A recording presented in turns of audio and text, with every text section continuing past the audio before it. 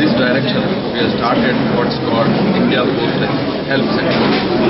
This is a service for all centers established nationally at Delhi.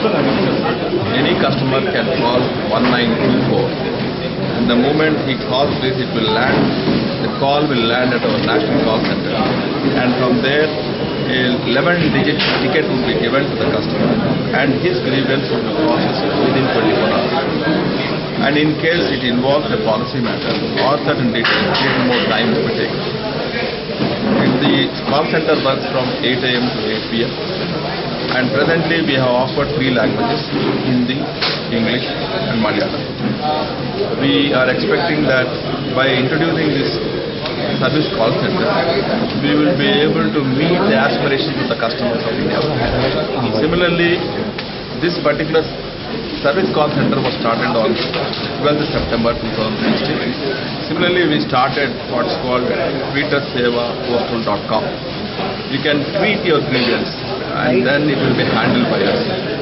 This was started on 2nd August 2016. On an average, we are getting 100 tweets and we are resolving 98% of them. The 2% actually belong to categories where the information is scarce or it involves a policy matter. Otherwise, the expectation level is as per the customer's demand.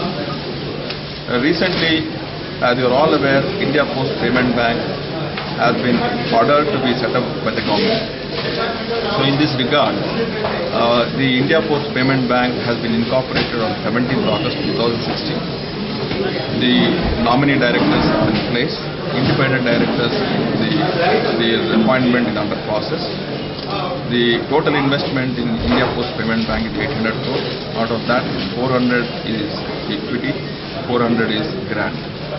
The India Post Payment Bank has been set up with the objective of ensuring that DBT payments, that is, the payments to the beneficiaries and NREGA or even under the social security pensions and or any other social schemes, the benefits flow through the payment bank SBI accounts.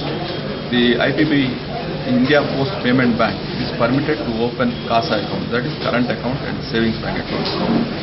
The bank is permitted to invest 75% of deposits received in government securities, 25% in time-sensitive deposits in commercial banks. The India Post Payment Bank target is by May 17, 2017, we should be able to open a few branches. And by September 2017, we should open 650 branches, 1 branch per district. Each branch will now have the post offices as the banking correspondents.